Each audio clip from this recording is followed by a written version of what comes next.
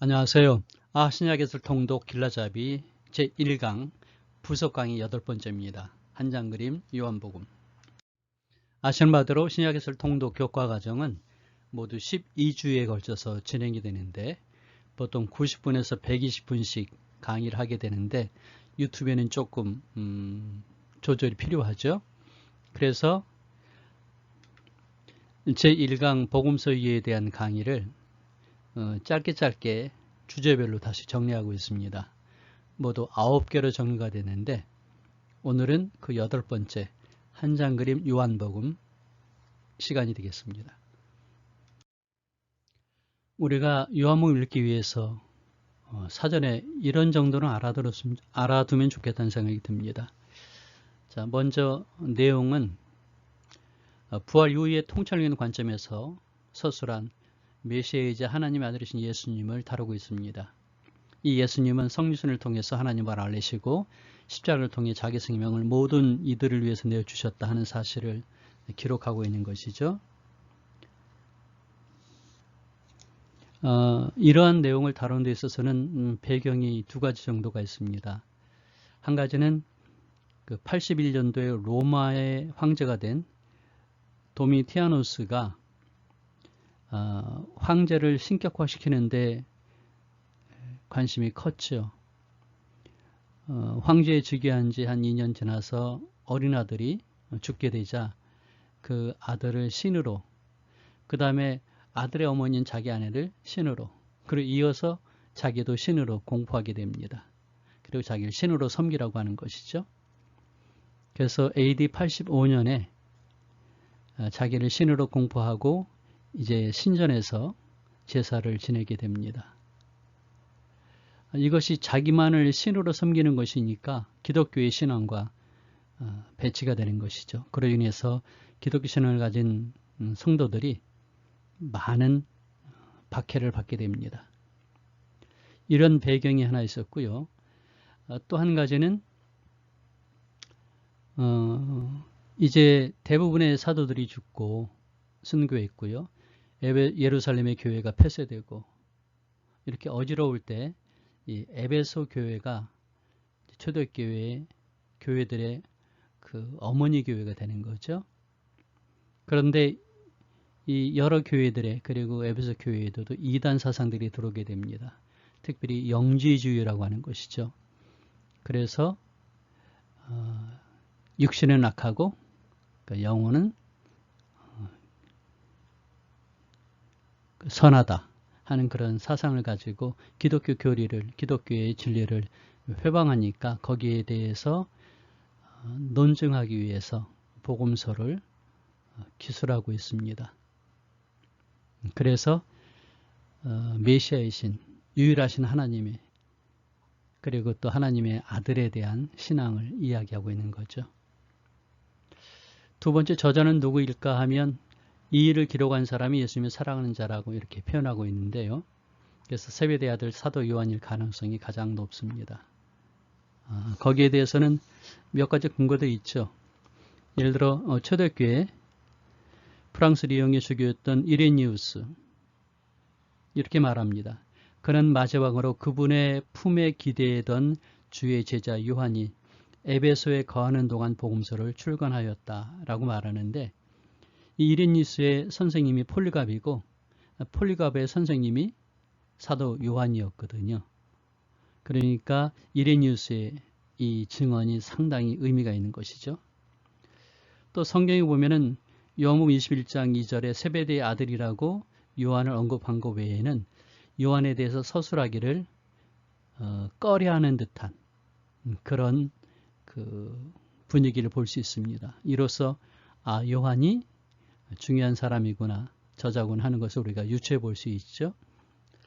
또 한 가지는 예수님이 사랑하는 제자를 13장 23절에 말할 때, 그리고 그 뒤에 이제 20장 21장을 얘기할 때 특별히 그 제자와 베드로를 함께 병행합니다. 이걸 보아서 예수님의 측근에 있었던 제자 중에 하나가 저자일 가능성이 있는데 그게 바로 요한이 되는 것이죠. 세 번째로 저작의 연대에 대해서 우리가 생각해 볼 수 있는데, 저작 연대에 대해서는 두 가지의 근거를 볼 수 있습니다. AD 95년에서 96년에 사도 요한이 반보섬의 유배를 갔거든요. 근데 이때 황제 숭배가 문제가 됐었어요. 근데 요한복음에는 이러한 문제들이 나타나지 않고 있다 하는 것을 보아서 95년 이전이다 하는 걸 볼 수 있고요. 또 한 가지는 70년에 예루살렘이 이제 멸망하게 되는데 거기에 대한 언급이 없습니다. 그걸로 봐서 70년 훨씬 이전이거나 아니면 70년이 훨씬 시간이 지난 경우, 뭐 기정사실로 누구나 다 알고 있는 것을 구태 다룰 필요는 없으니까요. 그렇게 생각을 해서 90년에서 95년 사이에 기록되지 않았을까라고 추정을 할 수가 있습니다. 수신자는 저자가 잘 아는 기독교 공동체인데 사랑하는 자녀들, 사랑하는 친구들, 또 우리에게서 거짓 선자들이 나갔다 이런 표현들 속에서 보면 저자가 잘 아는 기독교 공동체라면 에베소나 에베소 주변에 있었던 공동체가 아니었을까라고 추정을 해볼 수 있습니다. 요한복음의 특징들을 여러 가지 말할 수 있지만 그 중에 뽑아서 한 10가지를 정리하면 우리가 성경을 읽을 때 상당한 도움이 되리라 생각합니다.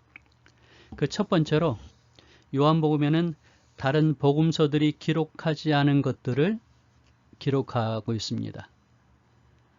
왜냐하면 사도 요한이 근 20년 이상 지난 다음에 복음서를 기록한 것이기 때문에 이전 것을 잘 알고 있었겠죠. 그 다음에 본인이 이야기하고자 했던 그런 특정한 주제가 있기 때문에 거기에 비추어서 이전에는 없던 것을 다루고 있던 것을 다루지 않는 그런 선별의 시각이 있을 수밖에 없죠. 그러니까 나다니엘의 신앙 고백이라든가 갈릴리 가나 혼인잔치, 니고데모가 찾아온 사건들, 이런 것들이 공간복음서는 없거든요. 그래서 공간복음서는 세 권이 서로 내용을 공유하고 있는데 요한복음은 8%만 공유하고 92%는 독자적인 내용을 다루고 있다 볼 수 있습니다. 두 번째로는 요한복음은 예수님이 예루살렘 사역에 초점이 맞춰져 있습니다. 이것이 상당한 의미가 있죠. 왜냐하면 갈릴리 지역과 예루살렘 지역은 정치적으로, 종교적으로, 문화적으로, 뭐 경제적으로도 그렇고요. 서로 분위기가 다르거든요. 나중에 본문을 공부할 때 좀 더 구체적으로 소개하도록 하겠습니다. 보시면은 1년, 2년, 3년, 4년 이 사역이 있는데 이걸 좀 더 구체화시켜 볼까요? 이런 자료들이 있습니다. 근데 지금 그 위치들이 있죠. 이 장소가 요한복음, 유대 쭉 나와 있는데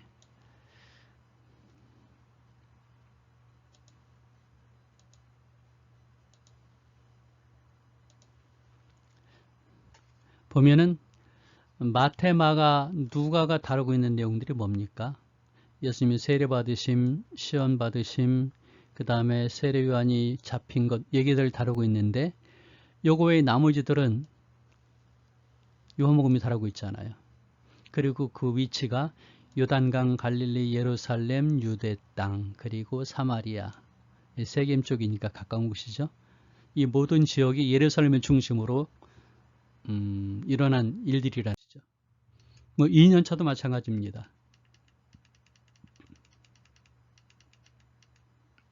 보시면 예루살렘에서 일어난 것이 베데스다에서 이제 병자를 고치신 것인데 6월절에 가신 거죠. 어떻습니까? 이것도 갈릴리 이제 가는 도중에 있었던 일이고요. 요한복음. 네, 예루살렘 중심이라는 걸 보시죠. 네, 3년 차는 어떻습니까? 보시면 뭐 오병이어 사건은 워낙 중요한 것이니까 다루고 있고요. 그 다음에 요한이 다루고 있는 것이 다 예루살렘에서 일어난 일이잖아요. 최후의 반년은 중복되는 얘기가 있을 수밖에 없죠. 그러니까 복음서가 다 여기는 중요하게 생각하는 것이니까요. 나사로를 살리신 것이 사도 요한만 다루고 있습니다. 이건 특별한 의미가 있는데 뒤에서 다시 한번 설명을 하도록 하겠습니다. 자, 세 번째, 요한복음은 표적이라고 이적을 부릅니다. 기적을 그렇게 얘기하는 거죠. 왜냐하면 이 표적을 기록한 이유가 이것을 통해서 예수님이 누구신가 해서 믿게 하려고 했던 것이죠. 보면 물을 포도주로 만든 가나 혼인잔치 있죠? 어떻습니까? 그걸 보고 제자들이 믿었더라 라고 하는 얘기 있잖아요.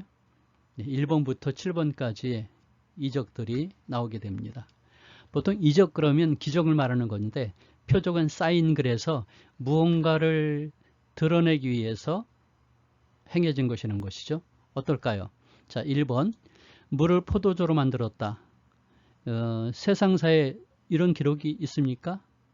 하나님만 하실 수 있는 것이죠. 왕의 신하의 병든 아들을 고쳤다. 이건 누구나 다 하는 일인 것 같죠? 그런데 사실은 이때 예수님은 어떻게 하셨습니까? 말씀으로 먼 거리에서 하셨다는 얘기입니다. 이런 일은 들어보지 못하셨잖아요. 38년 된 병자를 고치셨다. 무지 오래된 병자는 고치기 어려운 거죠. 오병이어로 5,000명을 먹이셨다. 그 다음에 무리를 걸으신다. 이 소경도 날 때부터 소경은 진즉 포기할 수밖에 없는 거잖아요. 죽은 지 나흘 된 나사로를 살리신다. 방금 죽은 것도 아니고 죽은 지 나흘이 된 건 유대 땅에서는 완전히 시체가 썩는 겁니다. 보통 3일이 지나면 시체가 썩어서 죽은 것이 확인이 될 수 있는 그런 것이거든요.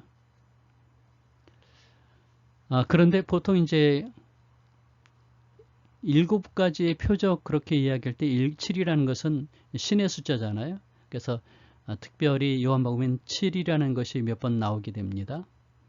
그래서 7개의 표적을 구태여 구한 것은 의미가 있다는 것이죠. 그런데 이 목록을 보시면 1번부터 7번까지 이렇게 다루는 그런 학자가 있는 반면에 여기에 예수님의 죽으심 그리고 부활을 다루고 있는 그런 목록도 있습니다.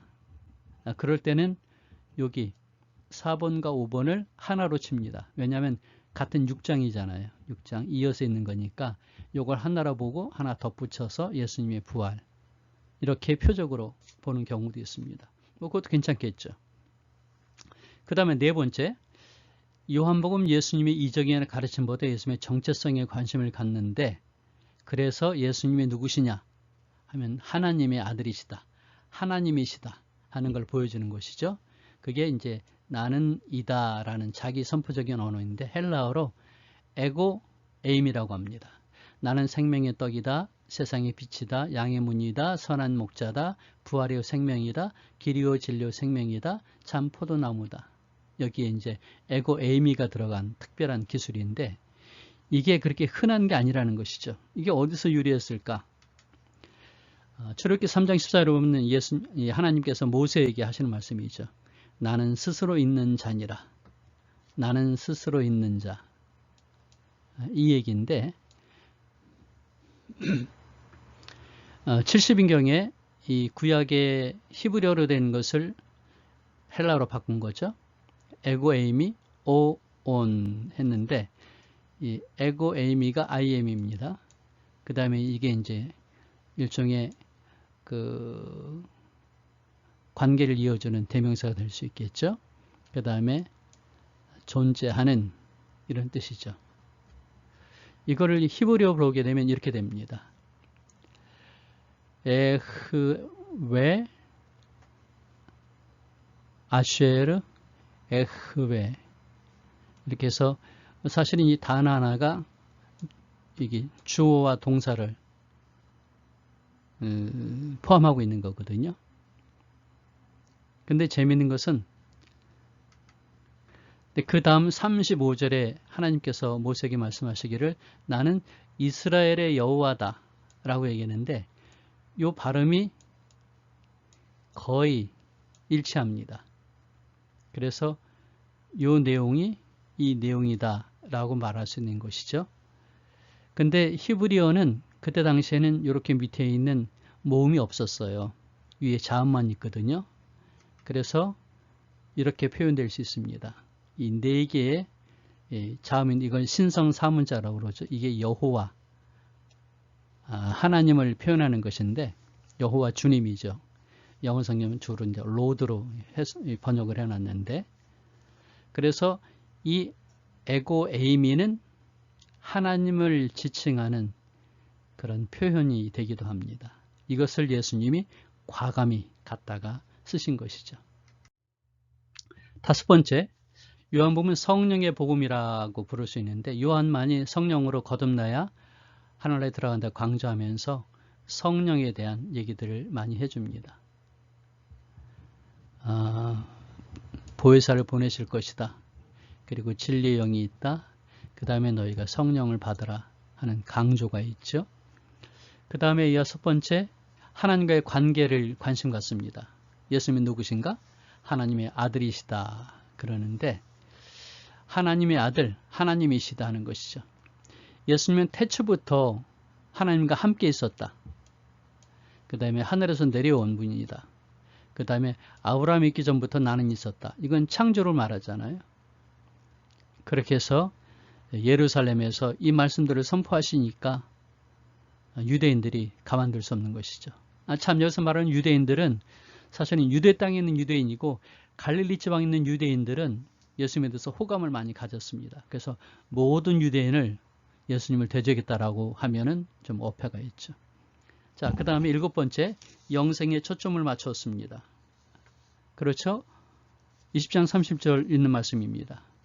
내가 왜 복음서를 썼느냐 하면 영생을 얻게 하려고 했다는 것이죠. 그래서 다른 공간 복음서들은 하나님의 나라를 선포했거든요. 회개하라 천국에 가까웠느니라 하면서 하나님 나라 또는 천국을 이야기하는데 요한은 이 하나님 나라를 단 두 번만 사용했습니다. 3장 3절과 5절. 그리고 오히려 생명에 대해서 또 영생에 대해서 이야기를 하고 있죠. 특별히 우리가 이 요한복음 읽을 때 재판정을 염두에 두는 게 필요할 것 같습니다. 죄를 지었느냐 짓지 않았느냐 판결하는 재판정이요. 그래서 죄를 지면 죄의 대가를 지불하는데 그걸 감당했는데 그게 죽음이고 죄를 짓지 않으면 아니면 죄에서 용서함 받으면 생명 얻게 되는 거죠. 그래서 지속적으로 심판에 대한 모습, 죄와 그로 인한 죽음, 그리고 믿음으로 인한 죄의 탕감, 영생을 우리가 생각을 하면서 읽을 수 있을 겁니다. 그리고 믿음을 강조하죠. 그러니까 예수님이 하나님의 아들 그리스도심을 믿고 믿기를 원하는 마음으로 요한복음을 기록했다고 그랬죠. 그래서 믿는다 하는 얘기를 강조하는데 믿는다는 건 예수님께 온다, 예수님을 영접한다 하는 것을 이야기하는 거죠. 그런데 이 믿는 것에 대해서 좀 더 우리가 생각을 한다면 첫째로는 믿는다는 건 어떤 팩트, 사실을 받아들인다는 거죠. 하지만 거기서 멈추는 게 아니라 그 믿는다는 것은 뭐냐면 그러므로 순종한다는 뜻이 있습니다. 그리고 또 한 가지 믿는다는 것은 한 번 믿고 끝나는 게 아니라 지속적으로 계속해서 믿는다 하는 이 헬라어의 그 단어의 문법적인 의미도 담겨 있습니다. 그 다음에 아홉 번째, 요한복음은 삶의 기준으로 사랑을 강조합니다. 우리가 잘 아는 말씀이 있죠. 요한복음 3장 16절. 하나님이 세상을 이처럼 사랑하사. 그래서 요한복음은 하나님 우리를 사랑하셨다 하는 걸 이야기합니다. 이 세상을 사랑하시고 우리를 사랑하시고 그래서 필요한 것들을 공급해 주시고 예수님을 보내셔서 대신 죽기까지 하시고 하는 것이죠. 그러므로 이렇게 하나님이 우리를 사랑하셨으니 이제 우리도 하나님의 사람으로 하나님의 백성으로 서로 사랑하는 것이 필요하다 하는 것을 얘기해 주고 있습니다. 그 다음에 열 번째로 언어의 용법상 이 강론 또는 설교 형식을 취하였다 하는 사실도 또 특징입니다. 마태, 마가, 누가는 비유와 사건을 많이 다루고 있습니다.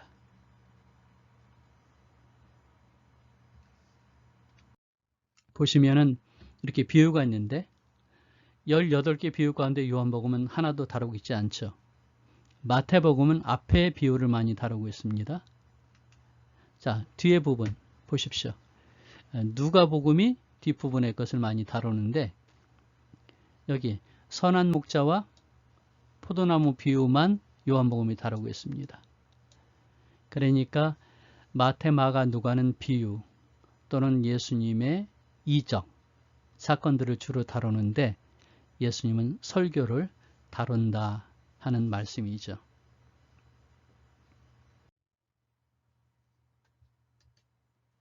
요한복음을 살펴보면 예수님이 니고데모를 만나십니다. 그리고 사마리아 여인을 만나시죠. 제자들도 마찬가지일 수 있겠고요. 예수님은 사람들을 만나시고 대화를 하십니다. 그리고 거기서 토론을 하시게 되고 이어서 설교로 연결하는 모습을 볼 수가 있다는 것이죠. 보실까요? 이적을 행하시고 반발이 있고 거기에 준해서 설교하십니다. 이적을 베푸시고 그걸 근거로 설교하신다는 거죠. 네. 토론, 반응, 토론, 반응 계속 이렇게 나오게 됩니다. 특별히 13장부터 16장까지에는 긴 교훈, 설교가 있습니다. 왜냐하면 사도 요한은 논증의 필요성이 있었기 때문에 더 그렇기도 하고 또 한 가지는 예루살렘이라고 하는 그런 지형적인 특징도 이 안에 포함됩니다. 유대인들의 교육 방법을 이야기할 때 하브루타라고 하는 얘기를 합니다. 하브루타는 뭐냐면요. 예를 들어 토라 도서관인 에시바 또는 이제 교육기관인 코렐에 보면 의자를 나란히 놓는데 서로 마주보게 합니다. 그래서 두 명이 마주보고 있으면 이제 토라를 문제를 주죠. 그럼 그걸 가지고 두 사람이 이제 서로 질문하고 거기에 대한 토론을 하고 답을 하고 그러면서 사회적으로나 개인적으로 적용하는 이런 걸 통해서 교육을 하게 됩니다. 그러니까 머리를 활발히 쓰게 되면서 토론을 하게 되는 것인데 이게 예수님에게도 익숙한 것이었고 당시에 예루살렘에 있는 유대의 지도자들에게도 익숙한 것이거든요. 그러니까 그런 방법을 많이 사용하시게 됐다는 것이죠.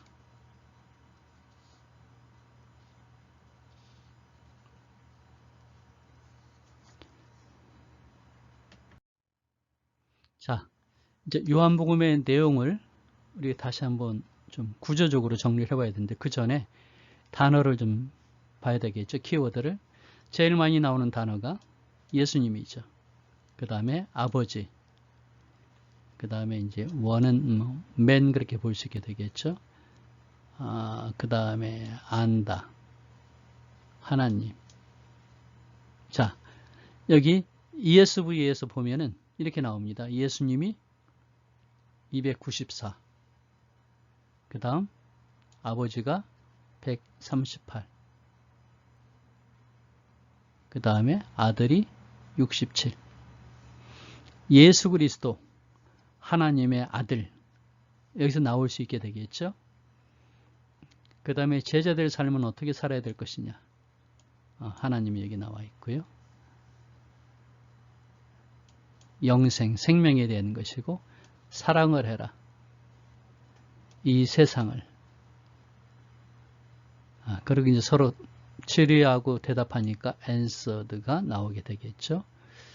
이렇게 보아서 아까 얘기했던 10가지 특징의 상당 부분들을 우리가 유추해 볼 수 있는 내용들이었습니다.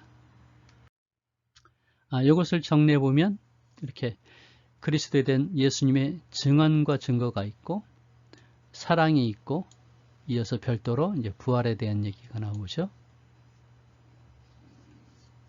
이걸 이렇게 보시면 어떨까요? 이건 좀 독특한 것인데 사실은 복음서가 처음에는 대중을 대상으로 예수님이 사역을 주로 하시죠. 그리고 나아가서는 제자들을 대상으로 훈련하십니다. 그리고 요한복음 같은 경우는 이제 베드로에게 한 번의 기회를 더 주시게 되죠.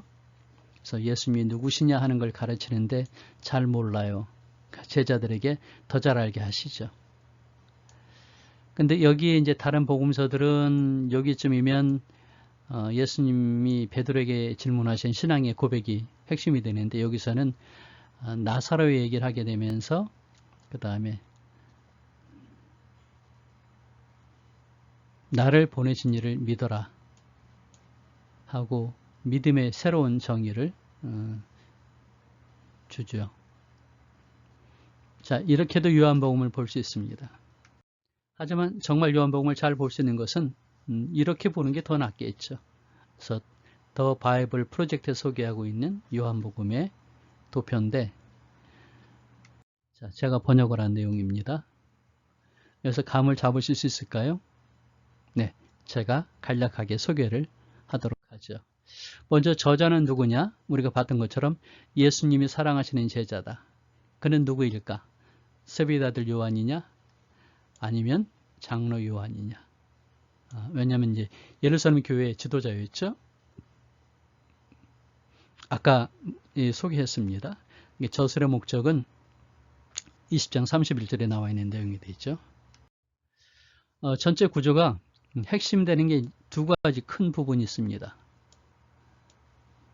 그리고 여기 사이에 하나, 둘, 세 개가 있죠. 서론과 결론이 있는데 그 사이에 전환점으로 나사로를 살리신 것입니다. 왜 이게 전환점이냐 하면 이 일이 있고 나서 죽이고자 하는 모의가 더 공고해졌습니다. 그래서 예수님이 나는 누구이냐 하는 걸 알려주는 것이고 이제 죽으러 가시는 거거든요.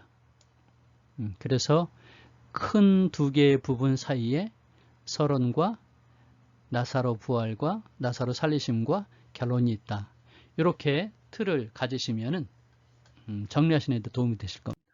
자, 먼저 서론은 크게 두 가지를 얘기해 주는데 그 한 가지가 태초에 말씀이 계셨다. 그래서 예수님을 말씀으로 소개하고 있습니다. 말씀은 뭐냐 하면 말은 그 사람 자체를 말하진 않지만 전 인격을 다루고 있죠. 마음과 의지를. 그래서 동일시해 볼 수 있는 것인데 이 말씀이 곧 하나님이셨다.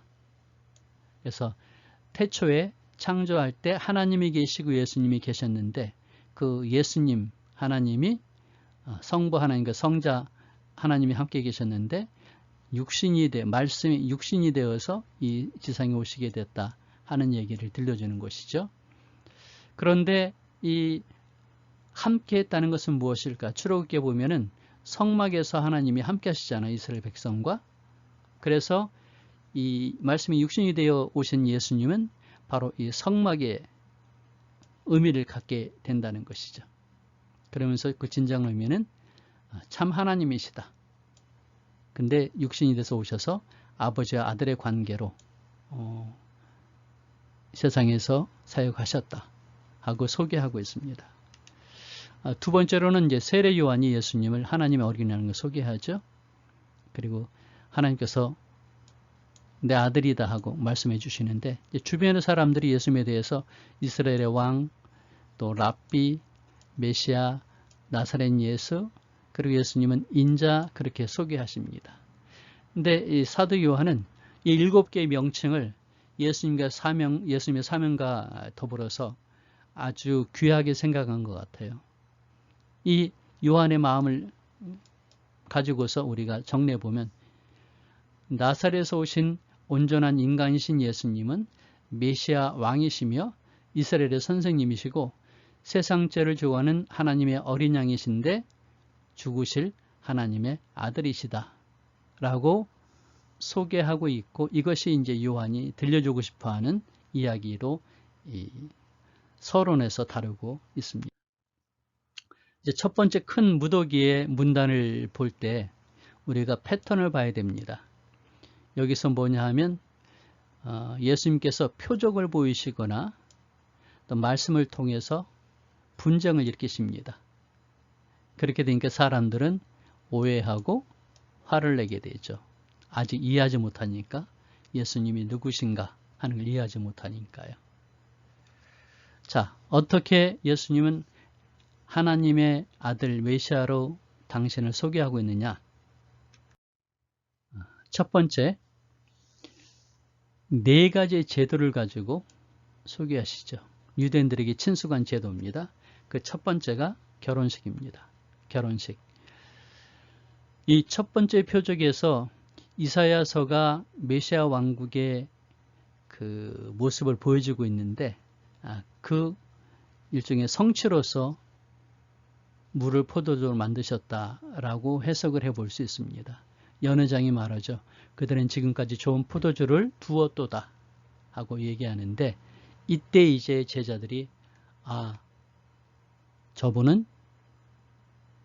단순한 선생님이 아니시고 메시아시구나 하는 것을 믿었다고 그러죠. 하지만 믿음이 한 번 가지고 안 되잖아요. 흔들흔들 할 때 지속적으로 믿는 것이 중요한 것인데, 자, 두 번째는 성전입니다. 이 성전은 뭐냐면 죽음과 이 하늘과 땅이 만나는 곳이잖아요. 성막이 그렇고 성전이 그렇잖아요. 그랬는데 바로 예수님의 죽으심이 이것을 이루게 되죠. 그래서 예수님이 말씀하십니다. 이 성전을 헐어라. 내가 3일 만에 일으킬 것이다 하는 것은 당신의 육체가 죽으셨다 다시 살아나실 것을 가지고 얘기하는 것이죠. 그래서 예수님의 죽으심은 하늘과 땅이 만나는 곳이다 라고 말할 수 있습니다. 세 번째, 랍비입니다. 니고데모가 랍비였죠. 여러 가지 얘기를 들었던 니고데모는 확신을 가졌습니다. 예수님은 훌륭하신 랍비시구나. 근데 예수님은 그렇게 생각 안 하시죠. 지금 이 시대에 필요한 것은 뭐냐면 랍비 정도가 아니다. 새로운 지식을 가진 선생 그 이상의 것이 필요한데 이 메시아가 필요하죠. 그로 인해서 그 메시아는 사람의 마음을 변화시켜야 된다는 거죠. 새로운 마음을. 근데 어떻게? 그건 선생님들의 교훈이 아니고 거듭나야만 한다. 그래야 하나님 나라를 볼 수가 있고 들어갈 수가 있다 하는 설명을 해주죠. 네 번째, 사마리아의 우물입니다. 여기는 사마리아 사람들이 그 하나님을 섬겼던 제단이 있는 곳이죠. 그리고 얘기를 나눕니다. 물을 달라 하니까 물 기를 그릇도 없어요. 드릴 수 없습니다. 하면서 물에 대한 이야기가 시작되면서 예수님이 바로 내가 그 샘물이 될 수 있다. 그러니까 내가 주는 물은 영생하도록 해주는 물이다 하고 얘기해 주죠. 그리고 그 물을 마시게 되면 영생을 얻게 되는 것인데 이것은 하나님의 사랑으로 이루어지는 것이다. 두 번째로는 절기를 가지고 설명을 해줍니다. 유대의 절기가 모두 7개가 있습니다. 기억하십니까? 나중에 본문 공부할 때 다뤄보도록 그렇게 하죠. 그 첫 번째가 안식일을 다루는 것인데 6일 일을 하고 하루 쉬는 것, 그게 안식일이죠. 근데 유대인들은 아주 안식일에 대해서 그 특별한 생각을 갖고 있는데 유대인의 징표 중에 두드러진 게 안식일 준수였거든요. 예수님께서 중풍병자를 고치십니다. 안식일에. 그러니까 아니 안식일에 일을 하네? 얘기하니까 예수님이 답하시죠. 하나님께서 일을 하시니까 나도 당연히 일을 한다 하고 얘기하죠. 황당한 일이죠. 아니 하나님을 자기 아버지라고 불러? 하나님과 동등하다고 그래? 참남하다. 신성모독이니까 마땅히 죽어야 된다. 죽여야 된다. 라고 얘기하는 거죠. 이렇게 해서 예수님은 당신이 메시아이심을, 하나님의 아들이심을 얘기해 주고 있죠. 두 번째 유월절입니다. 사실은 이 세 번째 유월절에 예수님은 예루살렘에 가지 않으십니다. 그리고 갈릴리 베세다 광야에서 오병이어의 기적을 일으키시죠. 그랬더니 이 백성들이 어떻습니까? 이 떡을 항상 우리에게 주세요. 우리의 메시아가 되시는데 떡을 주세요. 그랬더니 예수님 뭐라고 그러시죠? 나는 하늘에서 내려오는 살아있는 떡이다. 그러니까 이런 떡 말고 내 떡을 먹어라 이 얘기죠. 황당하죠. 자기를 먹으라고 엉뚱하네. 우리가 이 떡을 먹긴 먹었지만 저 사람 저 말을 받아들일 수 없어 해서 떠나죠. 초막절입니다. 초막절은 이스라엘이 40년 동안 광야에서 초막 짓고 살았던 것을 얘기해 주는 것인데, 그러니까 하나님께서 이스라엘 백성을 애굽에서 구원해 주셨다 하는 것을 기념하는 것이거든요. 그리고 이제 초막절에는 반석에서 물이 나오는 것을 경험하기도 하고, 구름 기둥과 불 기둥으로 하나님 인도하신 것을 경험하기도 했잖아요. 근데 이게 어떤 의미일까 하면, 내가 바로 이 물이 나오도록 해서 목마르지 않게 할 수 있다, 한다. 그리고 내가 바로 인도하는 빛이 된다는 거죠. 내가 세상의 빛이다 라고 당신을 선포하십니다. 그런데 이 생수는 뭐냐면 생명을 살리시는 하나님의 선물이고, 그리고 이 빛은 뭐냐면 함께 하시는 임재죠. 그렇게 하시면서 당신을 소개합니다. 그리고 한옥카에 대한 얘기가 잠시 나오는데, 수전절이라고 그러죠. 이것은 마카비 독립전쟁 때 유다 마카비가 예루살렘 성전을 재탈환하고 했던 첫 번째 중요한 과업이었죠. 제우스 신을 성전에서 제사를 지내고 했기 때문에 그것을 정결케 하기 위해서 청소하고 그 다음에 재봉헌을 했던 것을 기념하는 게 이게 한우카거든요. 이때 이제 성전에 가셔서 한우카 때 얘기하시죠. 나는 누굴까? 하나님이 세상에 보내십니다. 나는 누굴까? 아버지와 하나다 하니까 죽어야 된다 라고 얘기를 해주고 있죠. 이제 전분부가 끝나고 후범으로 가기 전에 예수님이 겪었던 하나의 일입니다. 요단강 건너편에 예수님이 사역하고 계시는데 전갈이 왔어요. 예수님이 사랑하는 나사로가 병들었어요. 와서 살려주세요 했는데 예수님이 바로 안 가셨죠. 사흘 후에 가셨죠. 나흘 후에. 그래가지고 가셨는데 사실은 말렸습니다. 예루살렘에 간다는 건 상당히 지금 그 상황이 안 좋거든요. 세례 요한도 이미 죽었고 예수님을 미워하는 사람들이 있고 죽이려고 하는 것이 있으니까. 그랬는데 그게 죽음일지라도 나는 나사로를 사랑하니까 간다. 가셨어요. 그래서 나사로를 죽은 지 4일이 지난 나사로를 살리셨죠. 그리고 이제 이어서 예루살렘으로 입성을 하게 됩니다. 고난주간의 첫째 날이죠. 사람들이 호산나 하면서 예수님이 이스라엘의 왕이라고 이야기를 합니다. 하지만 지도자들은 저거 봐라 하면서 손가락질하면서 분개하는 거죠. 죽이고자 하는 마음을 갖게 됩니다. 그러니까 사도 요한은 예수님이 여기 예루살렘의 친구 때문에 가서 죽게 된다 하는 의미로서의 서술을 하고 있습니다. 자, 이제 마지막 부분입니다. 예수님의 마지막 사역. 그 첫 번째가 마지막 6월절 잔치를 하게 되면서 예수님이 제자들의 발을 씻기시죠. 그러면서 중요한 명령을 하십니다. 내가 너희를 사랑한 것 같이 너희도 서로 사랑해라 하는 말씀을 주시죠. 이게 지상명령은 지상위임명령과 구분되죠. 네, 이게 이제 지상명령이라고 그러고, 그 다음에 지상위임명령 마태복음 28장에 나와 있는 말씀이죠. 자, 아무튼 예수님을 따르는 자들의 증표는 뭐냐면 서로 사랑하는 것이다 하는 걸 말씀해 주십니다. 이것은 예수님의 생애 목적에 대한 상징으로서의 발을 씻겨주시는 것이 있는데, 자신을 주시는 사랑의 존재, 그 다음에 종이 되어 세상죄를 위해 죽으신다 하는 것을 보여주고 있죠. 긴 예수님의 교훈과 그리고 17장에 있는 기도가 나오게 됩니다. 교훈을 정리하면 첫째, 예수님이 떠나셔야지만 더 좋은 성령을 보내실 수 있다. 그러니까 떠나신다는 얘기입니다. 왜냐하면 예수님은 제자들과 함께 있어서 좋긴 좋지만 예수님은 인간의 몸을 입으셨기 때문에 한 장소에 시공에 제한을 받는다는 거죠. 하지만 성령께서 제자들과 함께 계시면 언제 어디든지 함께 하실 수 있다는 것이거든요. 더 좋은 일이니까 내가 떠나고 성령을 보내겠다 말씀하십니다. 그리고 이어서 이제 서로 사랑의 관계로 이어진 하나님으로서 성부, 성자, 성령 하나님에 대한 이야기를 해주고 계시고요. 그 다음에 제자들은 누구냐 하면 하나님의 사랑이 거하는 사람이다. 내가 포도나무인데 너희는 가지라, 함께 있어야 된다. 내 사랑 안에 거하라 말씀하시죠.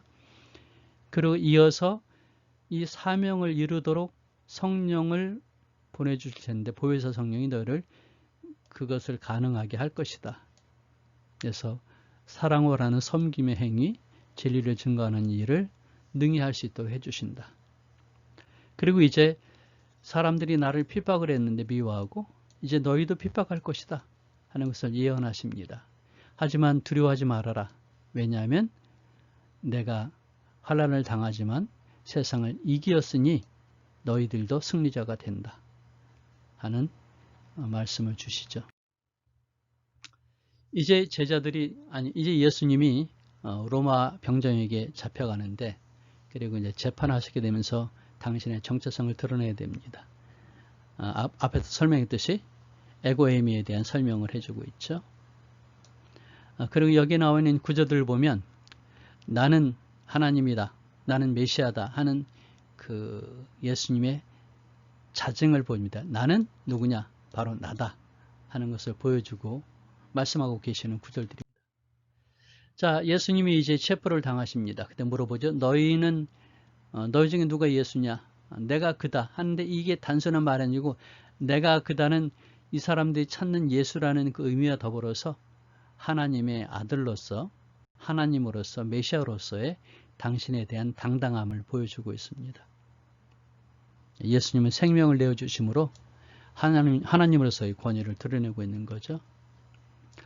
예수님은 이제 대제사장들이 잡혀가고 그리고 그들 앞서 이제 심판을 받으시죠. 재판을 받으시는데 빌라도도 그러죠. 내가 유대인의 왕이냐? 내가 그렇다. 하지만 오해하지 말아라. 내 나라는 세상에 속한 것이 아니다. 그래서 당신의 거꾸로 된 나라를 가치가 굴림이 아니라 섬기는 것, 미움이 아니라 사랑하는 것, 이게 이제 세상의 나라와 다른 것인데 그 예수님의 나라에 대해서 말씀하시지만 이해를 못하죠. 그리고 예수님은 자신이 살아야 되는데 죽으심으로 이게 인간적인 그런 그 욕심을 극복하는 것이죠. 그래서 죽으심으로 악을 이기시고 그리고 부활하심으로 승리를 쟁취하십니다. 네, 부활하셨습니다. 뭐라고 찾아왔죠? 그때 예수님께서 하나님의 아들이신 것을 증명해 보이시죠. 그리고 제자들을 만나서 너희들을 보낼 텐데 기다렸다가 성령을 받아라. 그리고 나가라 라고 말씀하십니다. 이 예수님의 부활하심을 가지고 사도 요한은 표적으로 만드는데 이런 표적들을 쭉 서술하면서 마지막 부활하심으로 이제 마지막 그를 정점을 찍게 되는 것이죠. 예수님께서 이제 부활하신 다음에 제자들 만나십니다. 제자들이 고기를 잡고 있죠. 한심해 보이시겠죠. 여기서 반전이 일어나야 됩니다. 예수님께서 물고기를 못 잡았구나. 그물을 배 오른편 반대편에 던져라. 그래서 던졌습니다. 이게 뭐죠? 순종이죠. 그래서 제자들 다시 한번 추스리십니다. 하지만 수장인 베드로의 상처가 있습니다. 그래서 베드로를 별도로 부르시고 나를 사랑하느냐 3번 물어보시죠. 그리고는 내 양을 치라, 내 양을 먹이라 라고 사명을 되새겨 주시면서 이제 그를 이렇게 세우십니다. 이때 베드로가 생각하는 상대가 있죠. 그게 바로 예수님께서 사랑하시던 그 제자에 대한 관심이 있어서 예수님께 물어보죠. 그랬더니 너는 내 길을 걸어가면 된다. 그는 그 길을 갈 것이다. 근데 그의 그 길이 뭐냐면 기록하는 것이죠. 요한복음을 기록하는 것을 암시하고 있습니다. 이렇게 해서 요한복음이 모두 맞춰집니다. 이 그림을 보시고 한번 정리하실 수 있겠죠? 네. 이제 필요한 자료들이 몇 가지 있을 수 있죠.